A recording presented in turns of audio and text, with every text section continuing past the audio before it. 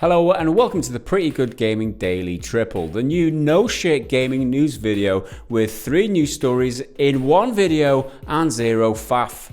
Let's get started. And the big news to start off today that nobody saw coming, okay, everybody saw it coming, the release of Cyberpunk 2077 has been delayed.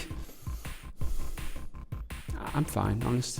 Cyberpunk 2077 has been pushed back a whole 5 months from the original April the 16th date and will now launch on September the 17th. This comes as a surprise to almost nobody, but what is somewhat surprising is the length of the delay. A whole 5 months. Jeez Louise. CDPR explained in a tweet, "We are currently at the stage where the game is complete and playable, but there's still work to be done. Night City is massive, full of stories, content and places to visit, but due to the sheer scale and complexity of it all, we need more time to finish playtesting, fixing and polishing." It's interesting that it is playable right now in January. This means that they're taking the next 8 months just for the final spit and polish. That's even longer than some games take to develop. In an investor call after the announcement, CD Projekt Red also confirmed that the multiplayer portion of Cyberpunk will not be launching until 2020. CDPR are clearly an ambitious studio, and having already produced one of the best games this generation in The Witcher 3, they're clearly aiming to raise the bar again this time around. Despite the universal acclaim that The Witcher 3 has eventually garnered, it didn't exactly have the smoothest of launches. The game suffered from glitches, broken quests, and even an infinite money exploit when it first released. Luckily, those issues were all ironed out over time. In a modern gaming industry where developers are put to the sword by the media for releasing broken, buggy, unfinished games, and rightfully so, CDPR want the launch of Cyberpunk to be different. They want to make Cyberpunk, in their own words, perfect. We want Cyberpunk 2077 to be our crowning achievement for this generation, and postponing launch will give us the precious months we need to make the game perfect. We will have to wait and see if Cyberpunk 2077 is indeed perfect when it launches. One thing is for certain, we will have to wait another 5 months to find out. Whatever will we do in the meantime?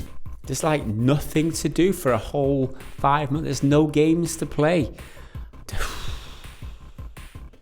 Next up, Horizon Zero Dawn is coming to PC. According to the Oracle, the man, the myth, the legend, Jason Schreier, Horizon Zero Dawn will be emerging from the confines of PlayStation exclusivity and releasing on the PC platform this year. This is the first time a game made by a Sony-owned studio will be making such a move. Previous games emerging from PlayStation exclusivity, Death Stranding and Detroit Become Human, were both developed by independent studios, not Sony-owned studios. Schreier thinks maybe this marks a new era for Sony and expects that it will do this more often in the future. Interestingly, Schreier for once wasn't the first to break the news that Horizon Zero Dawn is coming to PC. Games Radar published an article in December last year hinting at the move, citing their source as Russian YouTuber Anton Logvinov, who posted a video about the leak. Logvinov had also previously predicted that Death Stranding would make the move to PC, so it seems that Schreier isn't the only one with sources within Sony. No mention of this previous leak in Schreier's article though. I wonder why. Schreier has had his run-ins with YouTubers in the past. In 2018, he went head-to-head with Yong Ye in a discussion video about journalistic integrity and basically why lowly YouTubers shouldn't be trying to do the God's work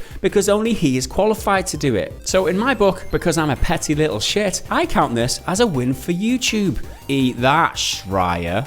OMG, why do you hate Jason Schreier? He does some awesome work, I hear you typing in the comments. And I agree, he is an amazing professional. He does some honestly great work. But I am allowed to dislike the arrogant prick. And lastly today, it's official. Call of Duty is the best game of the decade.